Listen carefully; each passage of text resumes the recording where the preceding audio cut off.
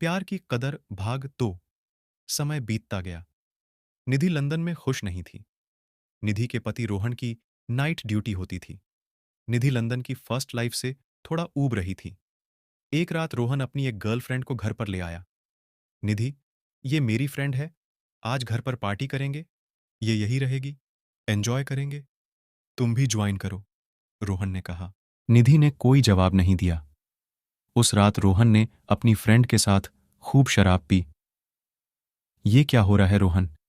तुम अपनी बीवी के सामने दूसरी औरत के साथ मजे से अपने ही घर में शराब पी रहे हो। ये क्या तमाशा है? तुम्हें इससे की प्रॉब्लम है निधि? यहां ये सब चलता है। थोड़े दिन में तुम्हें पता लग जाएगा। चलो एंजॉय करो। रोहन ने मुस्कुराते हुए कहा। मेरे घर से इससे निकालो जल्दी। निधि को गुस्सा आ गया। ठीक है, हम चले जाते हैं डार्लिंग, रोहन ने कहा। रोहन और उसकी फ्रेंड घर से चले गए। रोहन 2 दिन बाद घर आया। उसने आते ही निधि को जोर से थप्पड़ मारा। तुमने यहां से जाना है तो चले जाओ। मेरे लाइफ में दाखिल देने की कोई जरूरत नहीं। निधि अकेली रह गई। अब वो लंदन में किसके पास जाए? कोई नहीं जानता था उसे।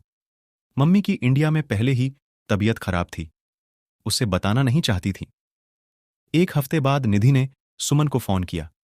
हेलो सुमन, कैसी हो? याद करती हो मुझे कि नहीं? निधि ने रोते हुए पूछा। अरे निधि, तुम रो क्यों रही हो? तुम ठीक तो हो ना?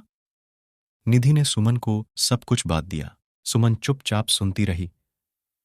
सुमन, अमित कैसा है? बात होती क्या उससे? निधि ने बड़े उत्सुक से पूछा। सुमन ने कोई जवाब नहीं दिया। निधि ने दोबारा पूछा।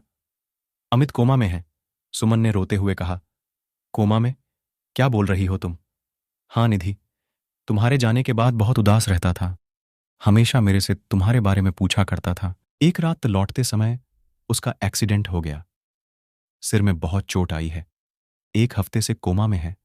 सुमन ने रोते हुए सारी बात बताई। निधि ने फोन रख दिया। कागज कार्रवाई उसने कर ली थी।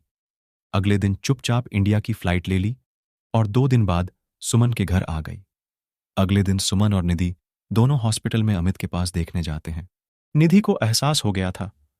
वो अमित को चाहने लगी थी। निधि रोज हॉस्पिटल में अमित के पास 2 घंटे रहती। अमित के माँ बाप निधि के बारे जानते थे। वो उससे कुछ नहीं कहते। जब से ये लड़की आई है, अमित में थोड़ी मूवमेंट हो रही है।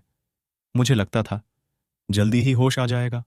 एक दिन डॉक्टर ने अमित के माँ बाप को कहा, अमित में थोड़ा मूवमेंट होने लगा था।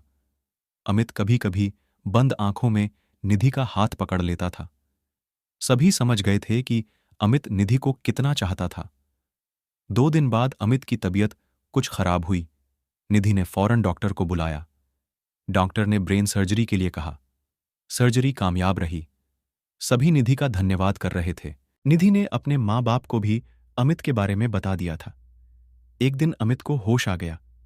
निधि उस दिन मंदिर में पूजा कर रही थी। सुमन ने निधि को अमित के होश आने का बताया। निधि भागकर हॉस्पिटल गई और अमित के कमरे में गई। अमित, मुझे माफ कर दो। निधि ने अमित को दोबारा गले लगाया। देखिए, आपको कोई गलतफहमी हुई है। मैं आपको नहीं जानता, अमित ने दोबारा कहा। निधि रोते हुए बाहर आ गई।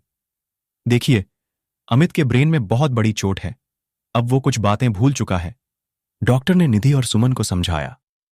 निधि चुपचाप हॉस्पिटल से बाहर आ गई। प्यार आदमी को सचमुच अंधा कर देता है। तो दोस्तों, आपको यह कहानी कैसी लगी? अपनी राय कमेंट बॉक्स में जरूर बताएं। और ऐसी ही कहानी सुनने के लिए मेरे चैनल को सब्सक्राइब कीजिए।